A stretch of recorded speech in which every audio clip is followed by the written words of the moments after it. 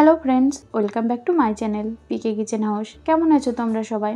আশা করছি তোমরা খুবই ভালো আছো। আমিও ভালো আছি। আমি কুহেলি তোমাদের জন্য নিয়ে চলে এসেছি আজকে একটা নতুন রেসিপি। থিম দেখে হয়তো বুঝেই গেছো আজকে কিসের রেসিপি হতে চলেছে। চলো রেসিপিটি দেখে নাও। প্রথমে ময়দাটা মেখে নেব। তার জন্য এখানে ময়দাটা চেলে নিয়েছি। তাতে দিয়ে দেব পরিমাণ মতন লবণ আর দেব রিফাইন্ড অয়েল। দিয়ে এটাকে খুব ভালোভাবে ময়ান দিয়ে নেব। এখানে আমি কিছুটা পরিমাণে জোয়ান দিয়েছিলাম, যে ভিডিওটা স্কিপ হয়ে গেছে।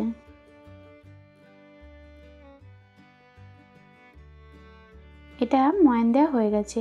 এবার অল্প অল্প করে দুধ দিয়ে এটাকে খুব ভালোভাবে মেখে নেব। ময়দাটা একটু ডলে ডলে খুব ভালোভাবে মেখে নেব। এটা খুব বেশি নরম বা খুব বেশি শক্ত করা যাবে না, মিডিয়াম ভাবেই মাখতে হবে। ময়দাটা আমার মাখা হয়ে গেছে। এবার আমি কাটরিগুলো তৈরি করে নেব। ময়দা থেকে আমি ছোট ছোট লেচি করে নিয়েছি। এবার এগুলোকে লুচির মতন করে বেলে নেব।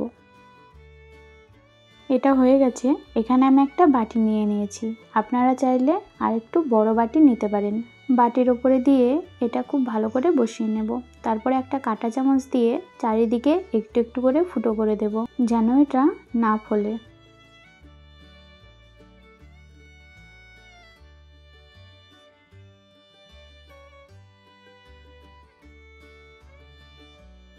এটা আমার একেবারেই রেডি হয়ে গেছে।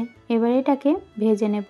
এখানে তেলের টেম্পারটা থাকবে একটা আঙুল চুবিয়ে রাখতে পারবেন সেরকম। এটা লো টু মিডিয়াম হিটে খুব ভালোভাবে ভেজে নেব। এটা আস্তে আস্তে বাটিটা এমনি ছেড়ে দেবে। এটা ভাজা হয়ে গেছে। এইরকম ভাবে সবগুলোকে ভেজে নেব।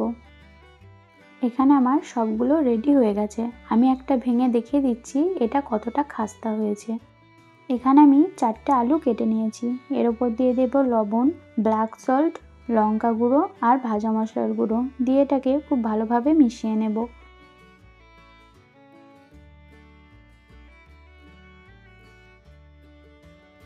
এটা মেশানো হয়ে গেছে। এবার কাটুরির উপর দিয়ে আলু দিয়ে দেব। এবার এর উপর দিয়ে দেব কিছুটা পরিমাণে কুচনো পেঁয়াজ, কাঁচা লঙ্কা, ক্যাপসিকাম, বিনস আর গাজর।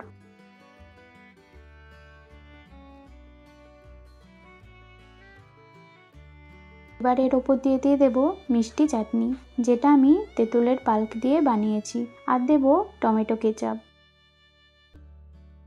এবার দিয়ে দেব শসা আর কিছুটা বাদাম।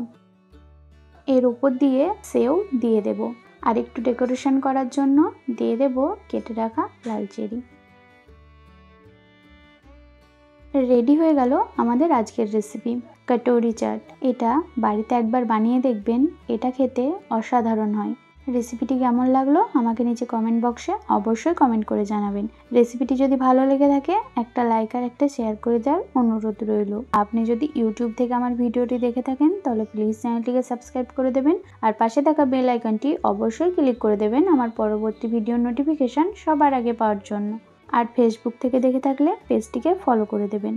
ধন্যবাদ শেষ পর্যন্ত আমার সাথে থাকার জন্য। ফিরে আসছি আর একটা নতুন রেসিপির সাথে। ততক্ষণ সুস্থ থাকবেন, ভালো থাকবেন, নিজের খেয়াল রাখবেন। এখন আসি, টাটা।